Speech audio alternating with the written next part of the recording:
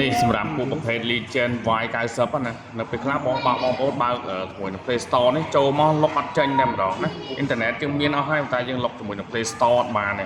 អញ្ចឹងយើងត្រូវធ្វើម៉េចដើម្បីឲ្យ Play Store នឹងប្រើបានទោះបងប្អូន reset ឲ្យតម្លើង Play Store មកបានជាមួយនឹង app ការនេះក៏ដោយក៏យើងអាចចូលយកមកប្រើបានដែរយើងមានចំណុចដែលត្រូវបើកវាណា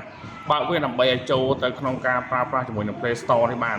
អញ្ចឹងអ្វីដែលយើងគួរធ្វើនោះគឺមើលវីដេអូនេះទៅបាទខ្ញុំដាក់ឲ្យនៅខាងនេះទៅមើលទី1យើងចូលជាមួយនឹង setting ណាហើយងាយស្រួលទេការបើកទៅយើង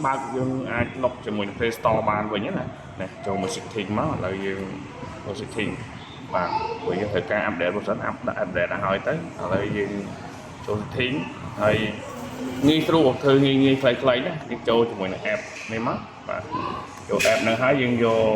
ខាងត្រេខាង3ខាងលើនេះបាទយើងធ្វើវីដេអូខ្លីដើម្បីបង្ហាញយើងយក Google បាទនេះមកបាទហើយយើងបើកវាទៅហើយបងប្អូនដែលអត់ដឹងដូចខ្ញុំដំបូងខ្ញុំរាវដែរបងប្អូនបាទបើកអត់ចេញ reset ផងអីផងអត់ចេញទេដល់ពេលទៅយើងចូលវិញគឺយើងបានវិញធម្មតាគេអាចដាក់ Gmail ប្រើវិញបានហើយអញ្ចឹងជាមួយពួកប្រភេទ Lenovo នេះបងប្អូនអាចធ្វើអញ្ចឹងបានណាគឺតាមខ្ញុំទៅបងប្អូនអាចប្រើបានហើយនឹងអរគុណសម្រាប់វីដេអូនេះបាទបងប្អូនត្រូវការមកមើលទូរស័ព្ទផ្សេងៗមក Apple Store នេះអរគុណច្រើន